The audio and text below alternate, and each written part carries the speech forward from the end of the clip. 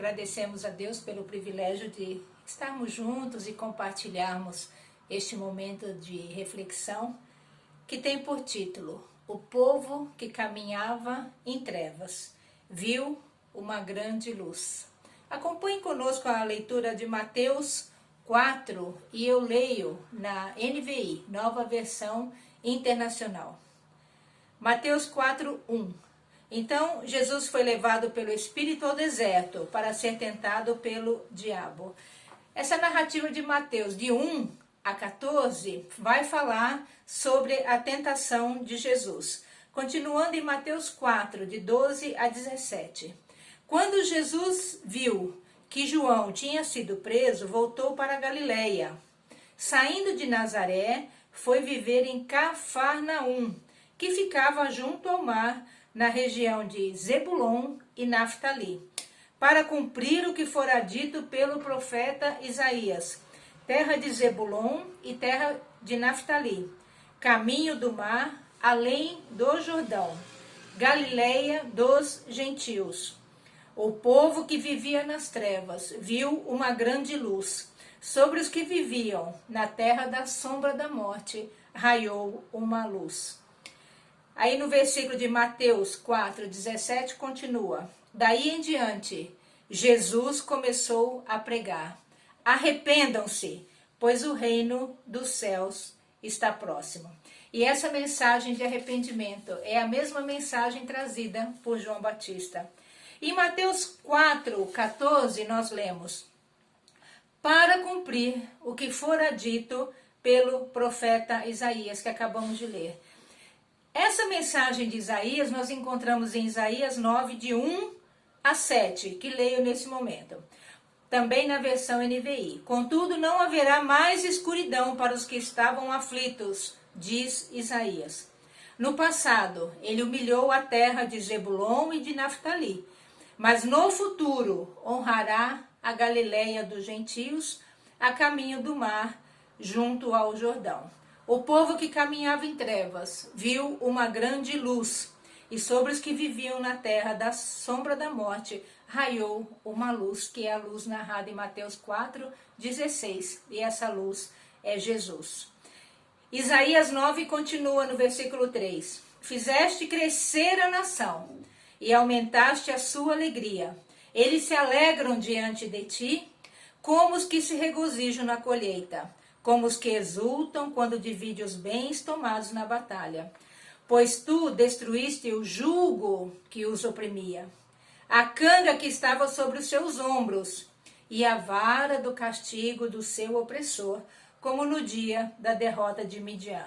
Pois toda a bota do guerreiro usada em combate e toda a veste revolvida em sangue serão queimadas como lenha no fogo. E aí nós conhecemos esta maravilhosa mensagem de Isaías 9, versículo 6. Porque o menino nos nasceu, um filho nos foi dado, e o governo está sobre os seus ombros. E ele será chamado maravilhoso, conselheiro, Deus poderoso, Pai eterno, príncipe da paz. Ele, Jesus, estenderá o seu domínio e haverá paz sem fim sobre o trono de Davi e sobre o seu reino, estabelecido e mantido com justiça e retidão, desde agora e para sempre. O zelo do Senhor dos Exércitos fará isso. Esta é a mensagem de Natal. O menino nos nasceu, trazendo paz e salvação. Nossa salvação, nossa paz plena e absoluta. Mas o juízo virá e será executado por Jesus. A paz tem um nome, que é sobre todo nome, e o nome é Jesus, capaz de executar e fazer tudo o que lhe aprouver, tudo o que ele quer. Em João 1, nós temos: no princípio era aquele que é a palavra. Ele estava com Deus e era Deus. Ela estava com Deus no princípio. Todas as coisas foram feitas por intermédio dele, Jesus. Sem ele, Jesus, nada do que existe teria sido feito. Nele, em Jesus estava a vida, e esta era a luz dos homens. A luz brilha nas trevas, e as trevas não a derrotaram. Essa luz sempiterna resplandecerá sobre a igreja de Cristo glorificada. Em Apocalipse 21, 23 nós lemos: a cidade não precisa de sol nem de lua para brilharem sobre ela, pois a glória de Deus a ilumina, e o Cordeiro é a sua candeia. Há 2 semanas atrás, o pastor Nilson fez uma reflexão dizendo o mapa do tesouro. E ele nos alerta, porque toda a Bíblia é um mapa que nos conduz ao tesouro, que é Cristo.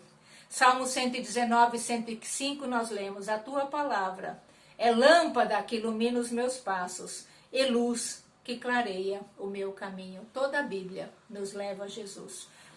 Também na semana passada, o diácono Carlos Roberto trouxe uma reflexão dizendo: o que faremos nesse Natal? Ou seja, o que faremos com essa luz que brilha? E o diácono Carlos Roberto nos exorta a anunciar Jesus, a glorificar e adorar. Essa mensagem de arrependimento pregada por João Batista e Jesus, ela vem nos confrontar, pois a luz confronta as trevas. Quando acendemos a luz num quarto escuro, tudo se ilumina, pois a luz prevalece sobre a escuridão. Não é possível coexistir luz e escuridão, como não é possível coexistir vida e pecado. Luz verdadeira que liberta das trevas espirituais. Luz que simboliza a salvação em Cristo Jesus. João 3,16 inicia aquele versículo tão conhecido por todos nós. Porque Deus amou o mundo, que deu o seu Filho unigênito, para que todo aquele que nele crê não pereça, mas tenha a vida eterna. Continua no versículo 17, João 3. Pois Deus enviou seu Filho ao mundo, não para condenar o mundo, mas para que fosse salvo por ele. Quem nele crê não é condenado, mas quem não crê já está condenado, por não crer no nome do Filho do unigênito de Deus, Jesus. E olha que importante o João 3,19. Este é o julgamento. A luz veio ao mundo, mas os homens amaram as trevas e não a luz, pois as suas obras eram más. Estamos vivendo tempos difíceis, escuros, sombrios, de insegurança. Noticiários repletos de desesperança, de calamidade. Vivendo na região da sombra da morte, cercado de pandemias, diagnósticos difíceis, perdas de amigos, de familiares. Mas o Natal nos lembra a luz sempiterna que brilha sobre os homens, trazendo salvação e verdade. João 3,19 nós lemos: mas as pessoas não querem a luz. João 3,21, quem pratica a verdade vem para a luz. A resposta ao temor e à escuridão é Jesus. Quando Jesus é minha razão de viver, posso viver na sua paz. Salmo 27 diz: o Senhor é a minha luz e a minha salvação. De quem terei medo? O Senhor é o meu refúgio. De quem terei medo? Uma coisa pedi ao Senhor, que eu possa viver na casa do Senhor todos os dias, para contemplar a bondade do Senhor e buscar sua orientação no templo, uma comunhão diária com Cristo. Para que essa comunhão diária? Pois no dia da adversidade me guardará protegido na sua habitação. No seu tabernáculo me esconderá e me porá em segurança sobre um rochedo. Que lugar melhor para se estar não existe. Ainda no Salmo 27, 10. Ainda que me abandone meu pai e a minha mãe, o Senhor me acolherá. Apesar disso, eu viverei na certeza que tenho, viverei até ver a bondade do Senhor na terra. Espere no Senhor, seja forte, coragem, espere no Senhor. Encerra o Salmo 27. Hoje é um momento aceitável. Não esteja só. Jesus é o caminho, a verdade e a vida. Ele não é um caminho, ele é o caminho. Que possamos viver em Jesus esta vitória consumada.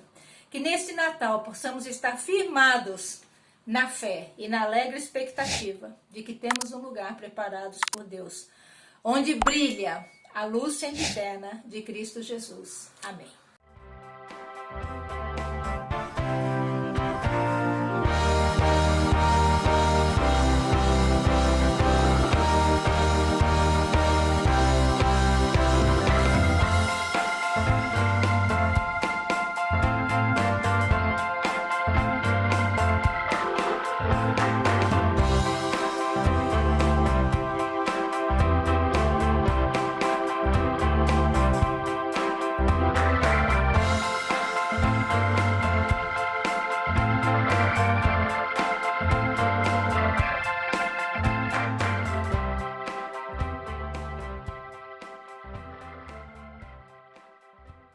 Coronavírus, o que você precisa saber e fazer.